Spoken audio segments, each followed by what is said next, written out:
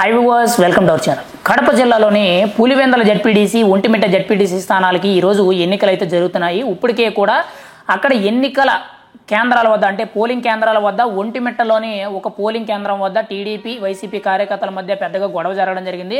వెంటనే కూడా పోలీసులు జోక్యం చేసుకోవడంతో ఆ గొడవ సద్దుమణగడం అయితే జరిగింది. అయితే ఇటువంటి గొడవలని ముందుగానే జరుగుతాయని చెప్పి పోలీసు అధికారులు అయితే వైఎస్ఆర్సీపీ పార్టీకి చెందిన కీలకమైన నేతలందరినీ కూడా అరెస్ట్ చేయడం జరిగింది. అందులో ముఖ్యంగా చూసుకుంటే కడప ఎంపీ అవినాష్ రెడ్డి గారు కానీ, స్థానికంగా పులివెందల నియోజకవర్గానికి వైసీపీ పార్టీకి పెద్దగా ఉన్న సతీష్ రెడ్డి, ఇంకోవైపు ఎమ్మెల్సీ రమేష్ రెడ్డి ఎవరైతే ఉన్నారో, ఇంకోవైపు కీలకంగా చూసుకుంటే స్థానికంగా ఉన్న నాయకులు, కార్యకర్తలు ఎవరైతే ఉన్నారో, ఇందులో మెయిన్గా ఎవరైతే ప్రధాన హస్తం ఉంటుందో వీళ్ళందరినీ కూడా హౌస్ అరెస్టులు చేయడం జరిగింది. కొంతమందిని స్టేషన్ కూడా తరలించడం అయితే జరిగింది. ఒక రకంగా చెప్పాలంటే పులివెందలలో జడ్పీటీసీ ఎన్నికలు జరుగుతున్నాయా లేదనంటే ఒక రకంగా ఒక యుద్ధమే జరుగుతుందనే భయం అయితే అవుతుంది. ప్రజలైతే చాలా భయభ్రాంతులకు గురవడం జరుగుతుంది.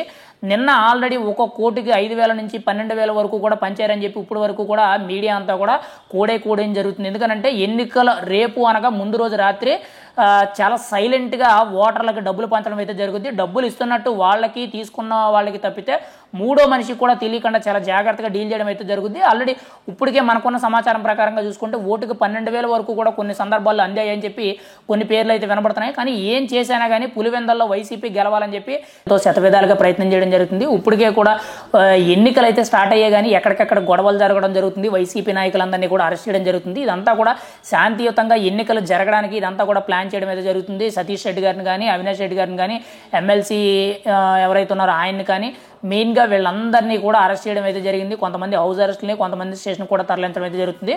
సాయంత్రం లోపు పులివెందల్లో కానీ, ఒంటిమిట్టలో కానీ ఎటువంటి పరిస్థితులు తలెత్తుతాయి, ఎంతమంది రక్తం చిందించే అవకాశం ఉంది, ఎంతమంది గాయాల పాలవుతారు, ఎంతమంది కొట్లాడుకుంటారు, ఎంతమంది చనిపోయే అవకాశాలు కూడా ఉన్నా మనం ఆలోచించిన అవసరం లేదు. ఎందుకంటే అంత తీవ్రమైన పరిస్థితులు అనేవి కేవలం జడ్పీటీసీ ఎన్నికలకే జరుగుతున్నాయని మనం అయితే చెప్పుకోవాలి. మరి వీళ్ళందరినీ కూడా వైసీపీకి సంబంధించిన కీలకమైన నాయకులందరినీ కూడా అరెస్ట్ చేయడం జరిగింది. పులివెందల్లో ఎన్నికలు అనేవి ఏ విధంగా జరుగుతాయి, ఖచ్చితంగా ఎవరు హవా ఎక్కువ నడుస్తుంది, ఎవరు గెలిచే అవకాశం ఉందనేది మనం అయితే ఎదురు చూడాలి.